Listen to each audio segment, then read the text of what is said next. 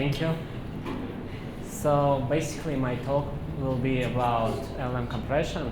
It will be the overview. My goal is to give you an overview of the space, and after this you can go deeper. Yeah. So all of you know about transformers. The basic things that currently transformers are big. They consist of linear layers, and we want to make them smaller. Why we want to make them smaller? Because starting from 2018, models getting bigger and bigger, and not all of us have capability to inference them. As you can see, in 2023, you already have 170B model, 530B models, 1 trillion models. So we need to somehow fit them into GPUs. In reality, do we need big models? Yeah, because bigger models, it was shown that they are doing a lot of things that smaller models can't.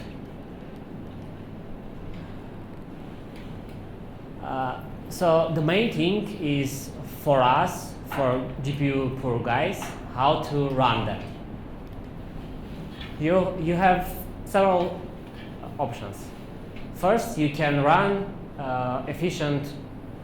You can do some efficient architectures, some tricks to fit them in GPUs. You can do parallel inference, and of course you can do some parameter reduction. The main parameter reductions are pruning, matrix factorization, and quantization. So what kind of efficient architecture I am talking about? You can reuse some layers. It's introduced like in Albert.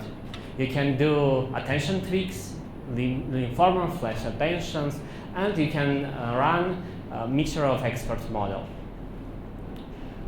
How can you do parallel computing? So suppose you have one GPU and you want to run Llama 17B model or Bloom 170B model, but you are a poor guy. So what you can do? You can just join the hive and run it with another poor guys that also have GPUs. Maybe they have 2080, you have 2080. You are collaborating. You are doing inference with all together. You are donating your GPU, he is donating his GPU, and you can together run these models. The communication in this case is done via internet. It's a little bit small, it's a little bit slow, but it's not that slow. So basically you can run 170B model Bloom in 3 tokens per second. It's good than nothing. You can do a flooding, but it will take you several tenths of or like minutes to get the answers. Okay. Next thing that you can do is parameter reduction. The space. So basically, everything that was invented in 1990. And in 2022, it was reintroduced with tweaks. The most popular model is currently GPT-Q. I will talk about them later. So let me introduce pruning. What it is. Pruning is just you are finding the not important weights and getting rid of them. You can do block pruning, you can do layer pruning, you can do just unstructural pruning. Unstructural pruning, you are getting rid of one weight at a time.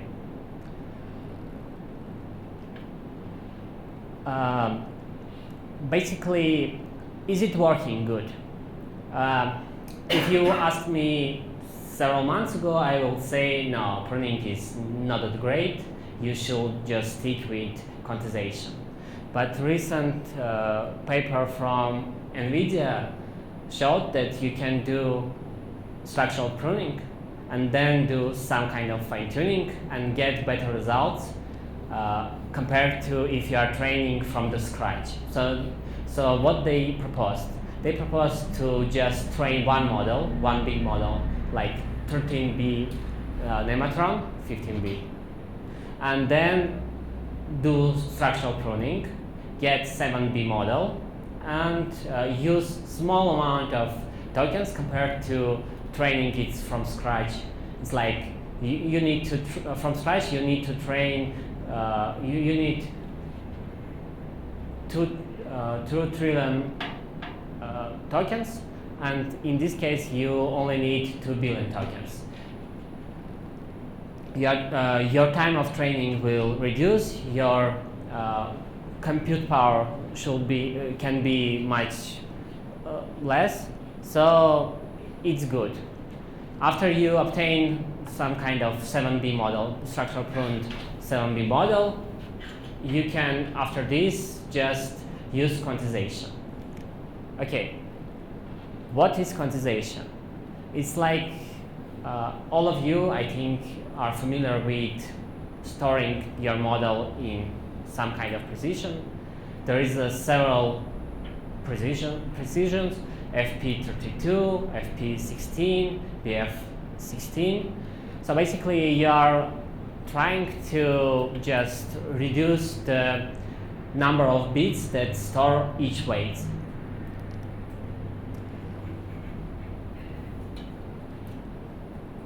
Okay, so what's the difference between FP13, FP16, and bfloat 16? It's how much bits you are allocating to range and precision.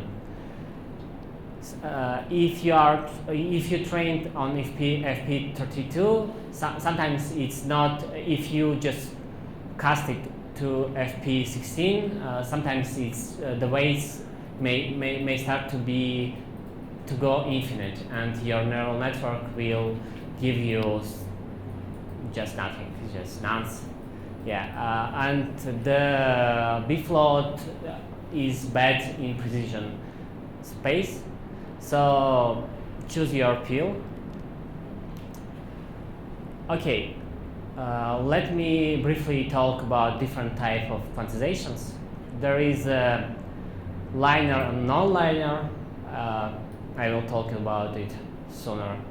Is post-training quantization and quantization-aware training.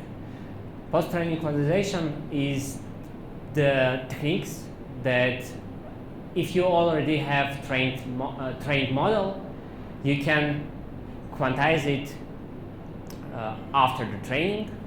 And quantization of aware training is when you are quantizing during the training.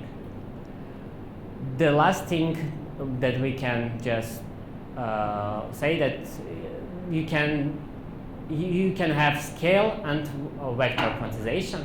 Scale quantization is when you are quantizing one weight at a time, and vector if you are storing several weights together in some ways.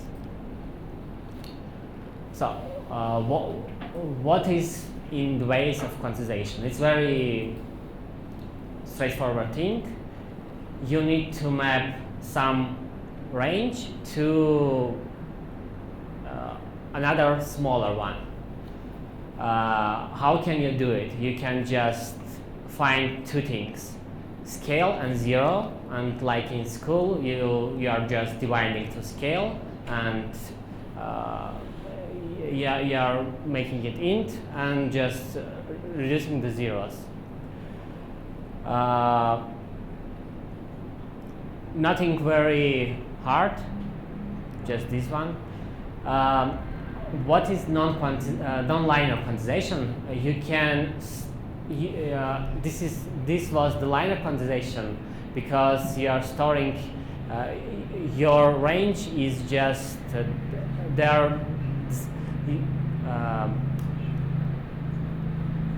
you are dividing into the similar groups. But the possible values are distributed even or distributed evenly. Thank you. Yeah, you can do the nonlinear quantization.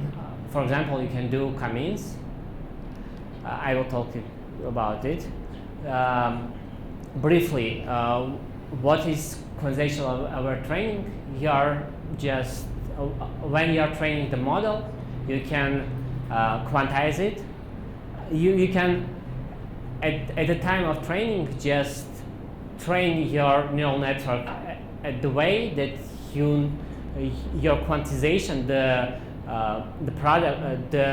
final product will be aware that you need to quantize them. So you are doing this by quantizing it during the training, and gradient backward pass is done via straight through estimator.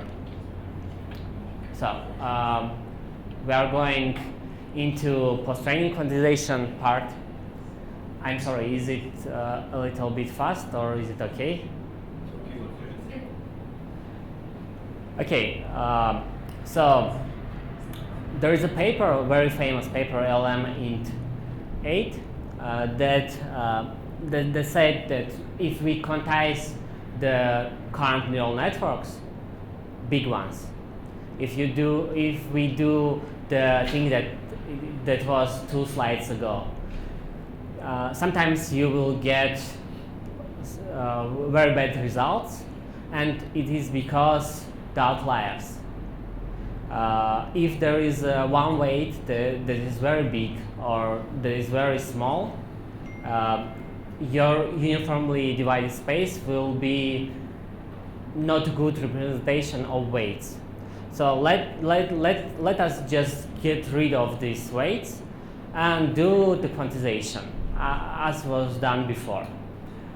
And if you do this kind of thing, you will get much better results. This was the paper at 2022. After this, there was a boom in papers. So everybody just remembered that in 1990, LeCun introduced optimal brain damage that just proposed, guys, let's do quantization via just minimizing the overall loss. So what's the paper about? You're decomposing the loss by Taylor, and after this you're just pruning each weight in such a way, you're pruning weights one at a time and correcting your other weights, the accumulated error from previous prunings. GPTQ was just did the same thing. The difference is that they proposed to do instead of the overall loss, they proposed to do it for one layer at a time, for one matrix at a time, and they introduced some tricks to fast Haitian and inverse Haitian computations to make this possible for bigger models. And they quantized the big models like in 4 hours and get much better results. So after 2022, when GPTQ was, by the way, the paper that I'm talking about is they are quantizing only weights. There is a paper that quantize also activations, but I'm talking about weight quantization. So the paper after that, a lot of papers were introduced that said, guys, we can just look at int8 paper and see that there were outliers. Let's do the same thing, almost the same thing, but in GPTQ cases. So they quantize the model like GPTQ and determine outliers and get better results.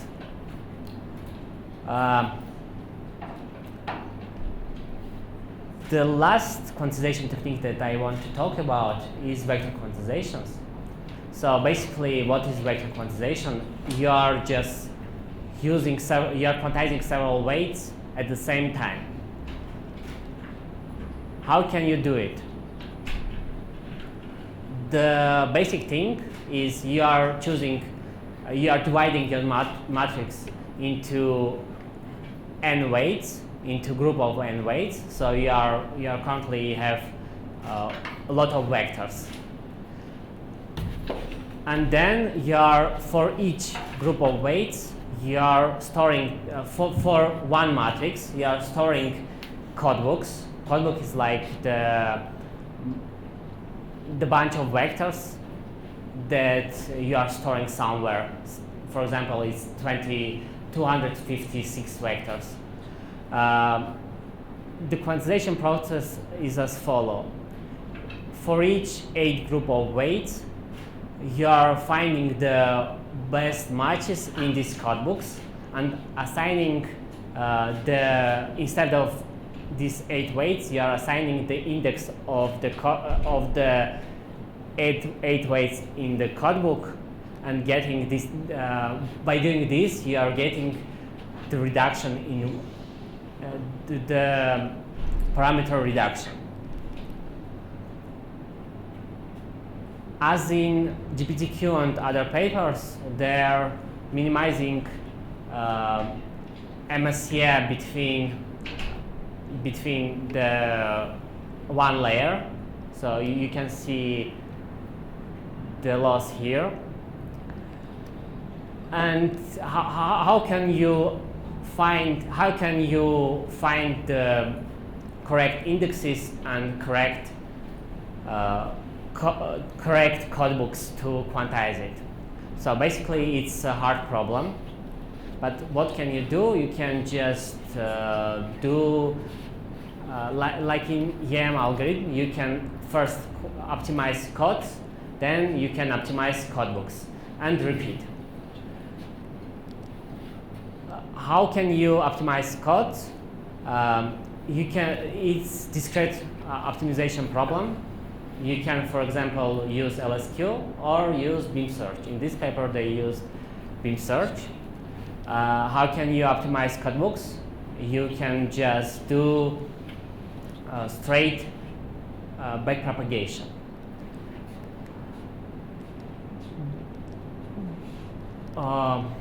When this kind of techniques is best, if you are quantizing if you are doing extreme compression, the scale, if you are quantizing each weight at a time, you will get very bad results.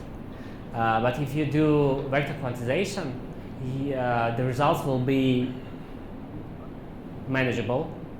They will be as such as you will get 2.5 bits Pareto optimality in this case. Here is just the list of papers that you can look at. So the basic things here.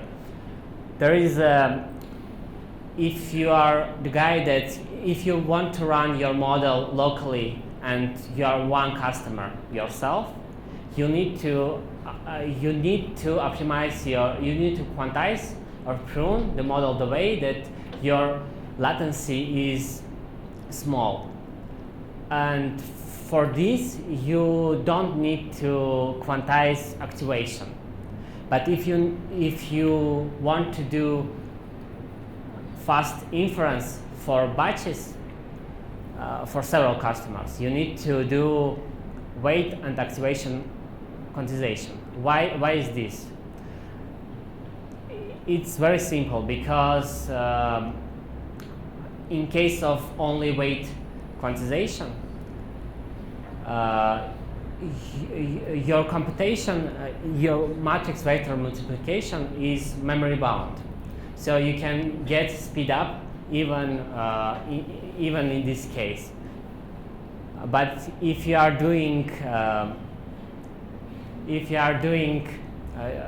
for a lot of customers, your matrix multiplication is not memory bound, so you need to do something different.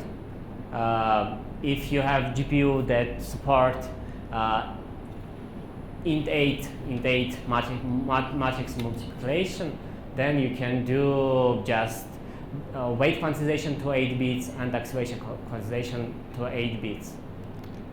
Yeah. The last thing that I want to talk about is the algorithmic approach to make your model faster. In recent year, I think, it was a boom of paper called speculative decoding and their childs. It was a lot of paper. So basic idea is, okay, you want fast inference, what you can do? You can just, you can have two models. First is very small model, and second one is large model. You can do, you can predict with small model a lot of tokens, and then use large model for verification. By this, you are reducing, even if one or two tokens were generated by small model correctly, you will get very much, you will get reduction in latency.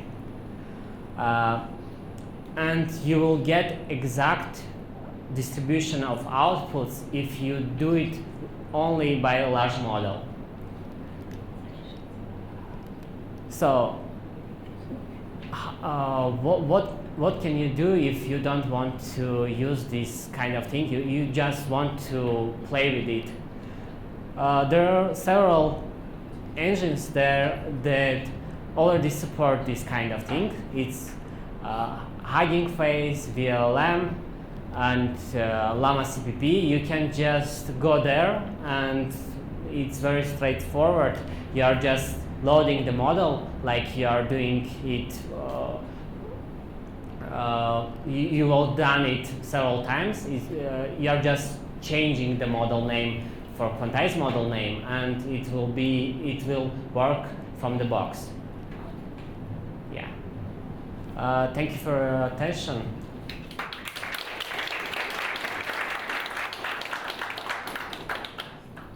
Thank you. Do you see distillation as a viable alternative for all these methods? Yeah. Basically, the short answer is yes. The recent methods, as you can see, as in case of NVIDIA, doing something like distillation. So they are training the small model with the big model. So you can just combine distillation with quantization and with pruning, and we'll get better results. Even the recent quantization methods were improved dramatically by after the quantization. They are doing fine-tuning and getting much better results by it. Just distillation is also good, but not that great. Thank you.